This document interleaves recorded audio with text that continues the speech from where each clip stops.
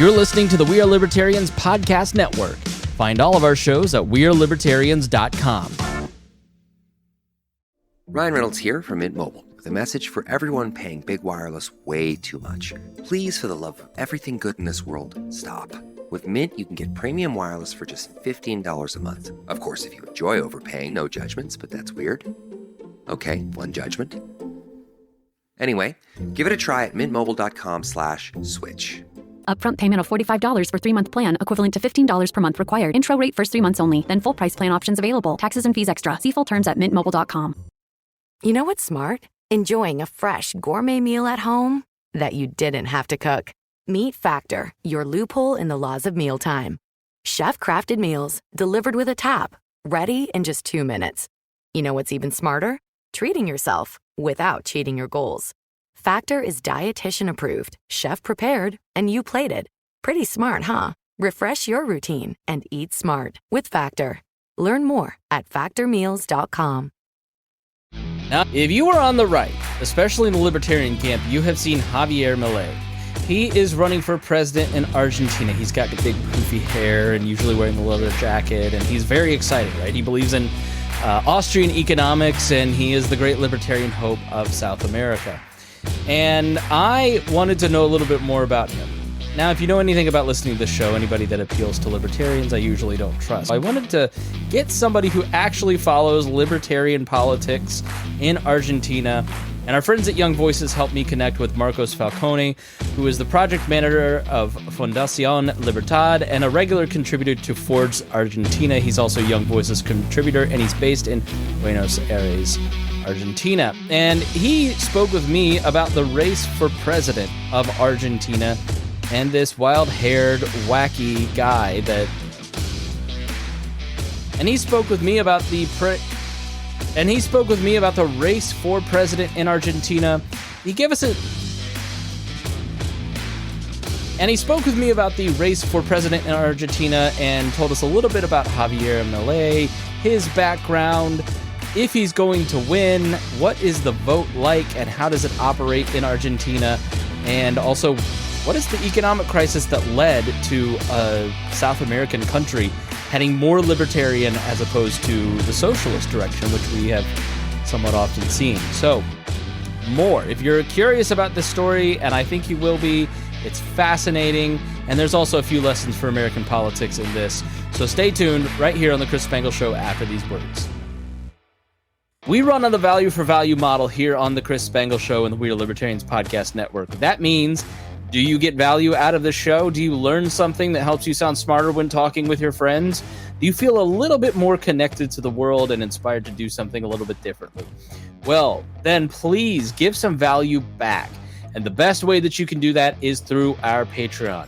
You can go to supportcss.com or patreon.com/wearelibertarians, and you can join our Patreon.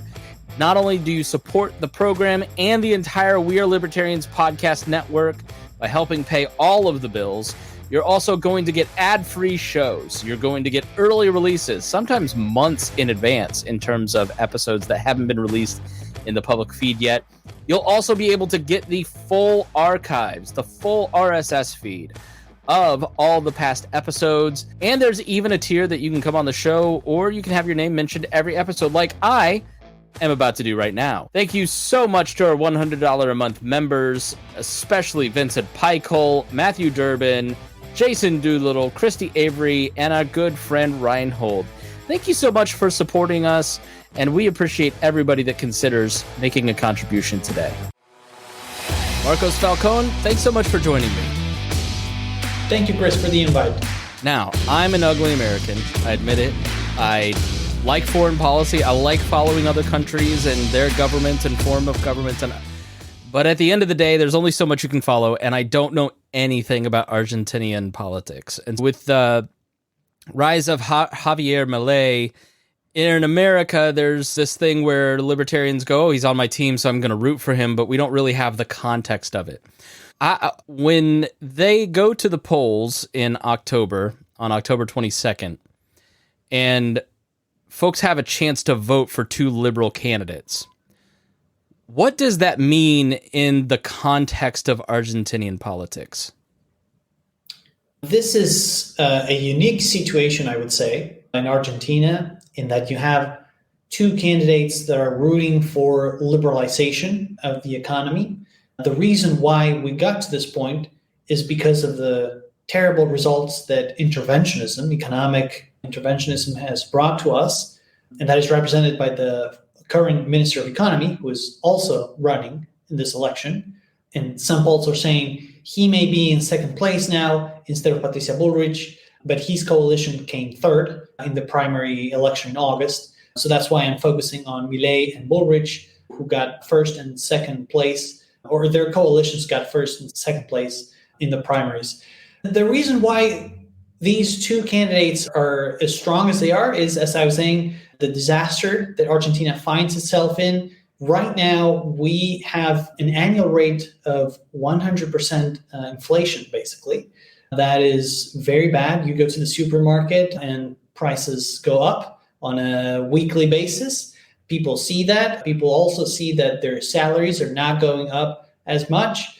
And so people are starting to get really fed up with the government, but not just with the government, but also with the political elite, so to say.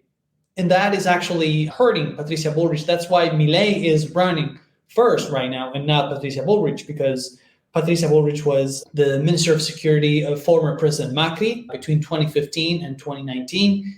She has been in politics for over 3 decades, whereas Milei is a new figure. He is a self-described anarcho-capitalist, clearly a libertarian. Some people could argue that he's more of a conservative libertarian, and I think that's true. He also has inclinations that make me wonder how libertarian he actually is, because, for example, his running mate is a known advocate of nationalism and of Catholicism, and she's very likely anti-liberal in everything that has to do with economics, for example, which is the complete opposite of Javier Milei. But the thing is, Milei's campaign is centered on him. The message that he is conveying is exclusive to him. He is the only one talking about economics, and he is talking about deregulation, about cutting taxes, about lowering public spending, because what we have today is basically a fiscal crisis, which we can talk about later. And he is putting forward very, how can we call them, strong proposals or very abrupt, controversial solutions to the problem that Argentina has today. He wants to dollarize the economy. He is saying that we need to shut down the central bank altogether. But Patricia Bullrich is saying, no, we don't need to shut down the central bank. We don't need to dollarize. We just need an independently run central bank, which we don't have and we haven't had for decades, to tame inflation, along with also deregulation, lower taxes, lower public spending. But the difference is basically the speed with which both candidates want to go. Milei is saying we need to cut 15% of public spending in just 1 year. Bullrich is saying that's impossible, and even if you can do it, it's not going to be sustainable. And so the discussion is basically about the speed of change rather than whether to implement change itself. And I'll give a link to this, your article in EconLib about this. It seemed, and I don't know if you're familiar with Cato and Mises and kind of the split in the libertarian movement, where it almost sounded like Milei is the Mises candidate and Bullrich is the Cato candidate. A little more comfy with sort of the system and more of a reformer, where Milei is more of an aggressive libertarian. But what a great choice for your country to have those two choices. Is that a fair analogy for an American listener? Maybe today it can be, but in Bullrich's case, I don't think that she's a truly libertarian candidate. She's just basically center, and the political conditions of Argentina right now have driven her towards economic liberalization, but she could have just as well represented the opposite 10 years ago or 20 years ago. She does smell what's going on and she does adapt, but I'm not sure Cato, for example, would be comfortable with her. I also think that If we're talking about Cato or Mises, I think Cato would be very glad about Milei's economic proposals too, because Milei is talking about, for example, school vouchers for education. And of course, he's talking about dollarization, shutting down the central bank, which Cato would also support. But in some aspects, it is true that Milei shows conservative traits that you could link to the Mises Institute. That's true, yeah. Okay, so let's talk about what led up to this, because it's an extraordinary moment where I think the American political mind would go, we're always going to progress towards authoritarianism of some sort, left or right. We'll never get to a point where where people are crying out for more libertarian solutions.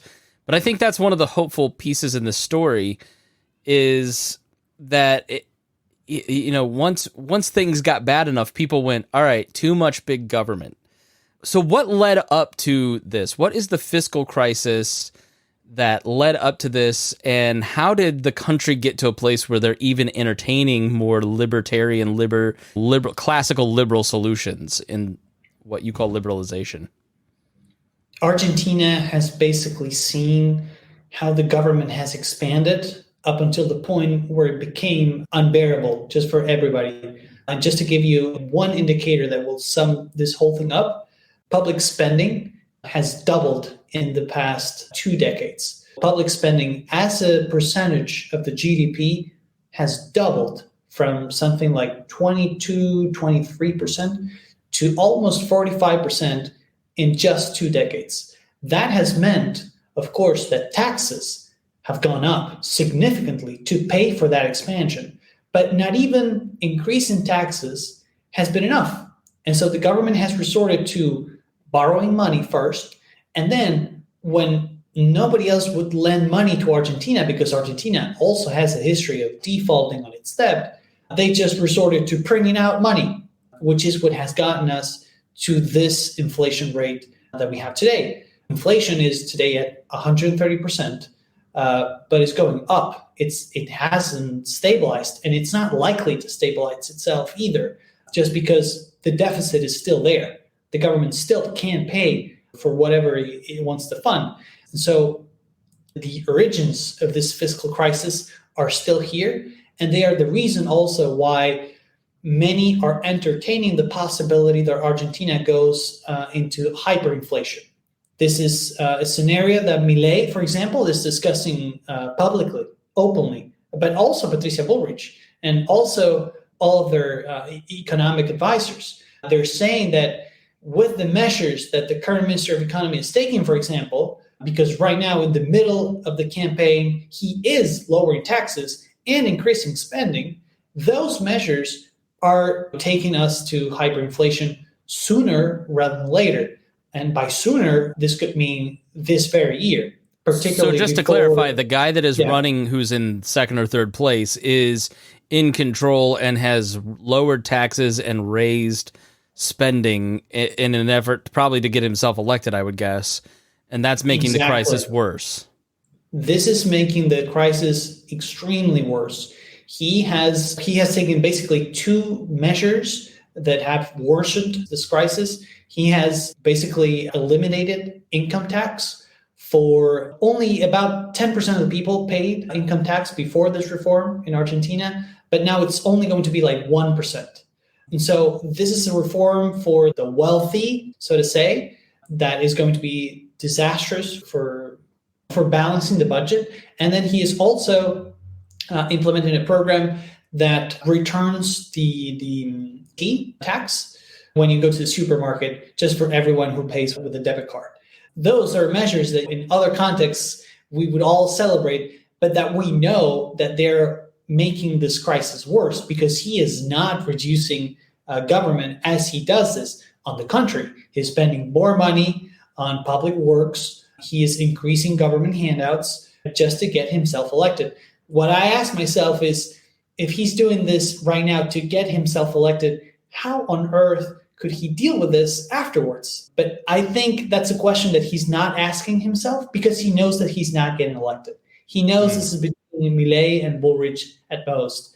And he's probably just trying to get the people to like him enough for him to run again in 4 years. Okay, so I know when hyperinflation hit Venezuela, for instance, they went more socialist.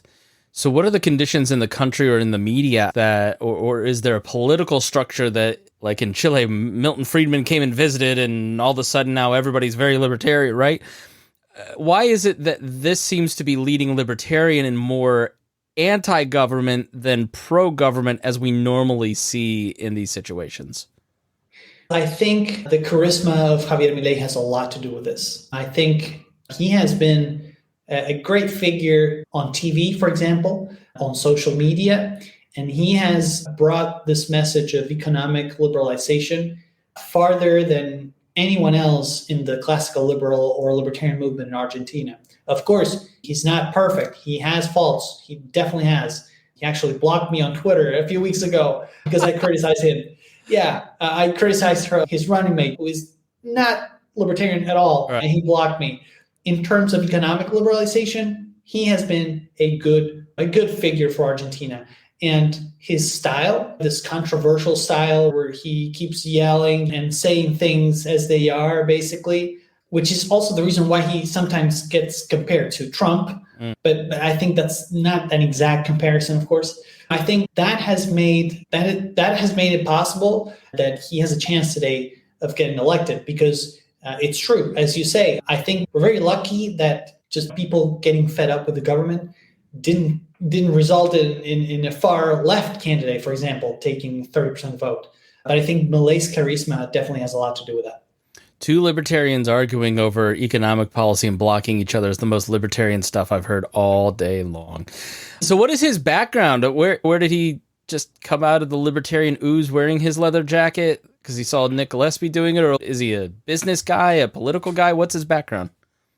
He's an economist, and before jumping into politics, he was the chief economist at one of Argentina's largest media corporations. He worked for a businessman who owns many corporations in different areas, the media, but also in airports, for example, which is why he has been criticized, because this businessman is one of the crony capitalists that he is supposedly trying to get rid of. But he used to be chief economist for his group, and then he jumped into politics. I met him personally 10 years ago on a trip to Tucumán in northern Argentina. He was traveling along with former Minister of Economy Ricardo López Murphy. He is an experienced politician, and he was taking him to places to talk with him. They were giving talks together. And from there, from speaking at events at think tanks like Cato or Mises, but in Argentina, he started going on TV in one of the TV channels that is owned by his former boss. And from there, he created a political, not a party, but a coalition.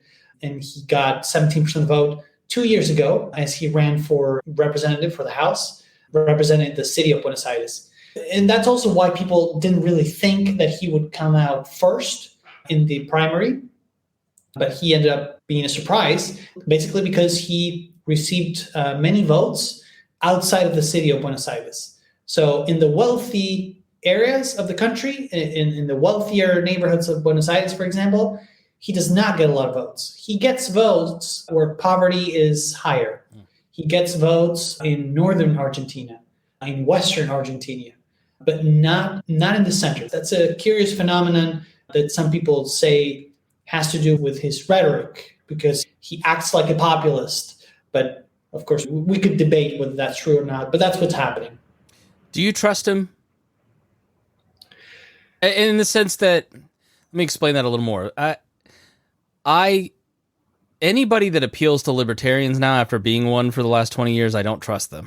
Right? That seems to be like, the right seems to be easily fooled. So anybody that comes along, I go, all right, I don't know that I trust Elon Musk, right? Just because he says libertarianish things doesn't mean that he fully understands these principles. If he gets elected, do you think Javier Milei will follow through on these principles, or is this just bred into him to a level that he can't be anything other than the next Ron Paul? Or is he an operator and you're just a little, I don't know where I'd feel with him. I have mixed feelings. I think his libertarian ideas are real. I think he has the right ideas in terms of economics and other things too. But I struggle to see how he's going to build a coalition that will sustain him and that will cause him to follow through on his promises. And I also think that he has made promises that are very difficult to follow through, even with legislative support. So I'm not sure up to what point I trust him because of what he's saying, but I also understand he's a politician. He needs to win elections, basically. He needs to appeal to a majority. But I think his libertarianism is real. And we actually witnessed his own internal change. He used to be a monetarist.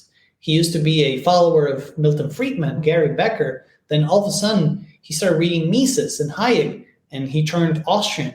And I think that was genuine. And I think he's an Austrian guy. Absolutely. I'm not sure about his judgment. I'm worried that for example, tomorrow he might find some other writer who is not as libertarian and maybe change his ideas again. For God's sake, keep him away from Hoppe. I think he has the right ideas right now, but I'm not sure about how he's going to follow through on his promises or whether he's going to change those ideas in the future. So can you give us the dummy's guide to your electoral system? There was a primary, and then you've got on October 22nd the vote. And how much do you trust your vote? Like, how reliable is the electoral system there to ugly Americans? South America, Argentina is a very developed country, Brazil, very developed, but we tend to get stories of banana republic frauds and that kind of thing. And I know that's probably, I don't mean to be offensive, but that's just how the American press reports all of South American politics, is that you really can't trust these votes. Can you give us an understanding of both of those? Yes, Tina is pretty reliable when it comes to elections. There are places that are better than others. The city of Buenos Aires, for example, you would trust results 100% completely. Maybe in some provinces in northern Argentina, I'm not sure they can commit fraud exactly, but there is definitely vote buying in places that are full of poverty. But overall, I would say that the elections are pretty reliable. We had a primary on August 11th. The way this works is funny because it makes it seem like a general election, basically, because voting is mandatory. But this is a chance for coalitions to do an actual primary. And so, for example, Patricia Bullrich actually ran against Buenos Aires mayor, Horacio Rodríguez Larreta, and she beat him. But their coalition got 20% of the vote and finished second place. I think Javier Milei, for example, faced no one. But he had to stand anyway because everyone needs to run. And results are like a pristine poll of what's going to happen in the general election, which is taking place October 22nd. Then, in a few weeks, if no candidate surpasses 45% of the vote or 40% of the vote with a 10-point difference with the second one, then we're going to have a second ballot on November 12th. Right now, the polls indicate that is the most likely scenario. But some people are also saying that Milei may actually win in the first ballot. Of course, to do that, he needs to get a lot more votes. He got 30% of the vote in August. He would have to get to 40% and hope that nobody gets to 30, which is difficult because Rich's coalition got 28, Massa's got 27, and some candidates have dropped out. That it is a possibility that Milei win in the first ballot, but I think today, that is not as likely as a second ballot. So we will have to wait until November 12th to see what actually happens. Okay, so just to reiterate, to make sure that I'm clear, parties run in the primary and then select their candidate. He's in a different party. Is it an established party, a new party? Is it just him as an independent, and then he's forming a party? Milei's party is basically just him. Okay. It did not exist before him. It will likely not exist after him. Okay. It's just a made-up party that he's using right now, whereas the other coalitions have existed for the past decades, I would say. It just bends the American political mind. A guy just stood for election, and now it's beautiful. I love it. And so then those three candidates, or will there be multiple candidates in October? And then do the top two move to the November ballot, or do all the candidates stand again? It's basically everyone except for those who got less than 1.5% of the vote. Gotcha. Which is a lot of people. But so the result is that 5 candidates are standing now. It's Milei, Bullrich, Massa, the Minister of Economy, and then 2 others. The governor of Cordoba, an important province in Argentina, who is running at like 4% of the vote in the polls, and the far left candidate, who is also running at 4% of the vote. So how many ballots will they do? How many elections would they hold before they just go, look, nobody's getting to 45%? It's just going to be the October one. Gotcha. Okay. Yeah. All right. This has all been very interesting. I'm interested to see what happens now that I understand a little bit more. Thank you so much for your insight.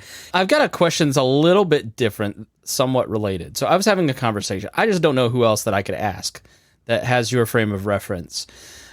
Immigration obviously is a big discussion here in America. And I was talking to a libertarian friend, and they said, look, we've got to keep closed borders and tight immigration controls because of culture. And I said, that doesn't make any sense to me, because people from Latin America generally are entrepreneurial, are family-oriented, are Catholic. The cultures are pretty intertwined for somebody who, especially is on the right, they're pro-life generally, right? I was like, what do you mean? And they said they tend to vote socialist, which means this person's a vote protectionist, party protectionist. Just look at the Cubans. That's not true. Right. So what's your perspective on America? Immigration needs to be closed because everybody south of Miami basically votes socialist. I think that's a very hegemonic view. I think it's, if you've never been south. I tend to be pro open borders. But I think that people who go to the U.S. have a special mindset, so to say, especially those who risk their lives as they go. They want to go to the US because they want to prosper, because they know that the American dream has to do with working, with being independent, with creating wealth. I don't think anyone is really immigrating to the US because they want to live off of government subsidies. I've never heard such a case. So I don't think that people who go to the US would necessarily tend to vote socialism. That may be true for some, absolutely. It may also be true for Americans themselves, depending on the definition of socialism. But I think we have seen crystal clear examples of communities that just don't vote for socialism, like the Cuban community, for example, or the Venezuelans. I'm not sure how many Venezuelans can actually vote in the US, but I think if you track them down, they would probably not vote for socialism. They're literally fleeing from socialism. So why would they vote for socialism as they get to America? All right, I appreciate your perspective on that. Thanks for indulging me on the question. Shameless self-promotion time. Where can people follow you if they want to learn more and follow your commentary on the elections?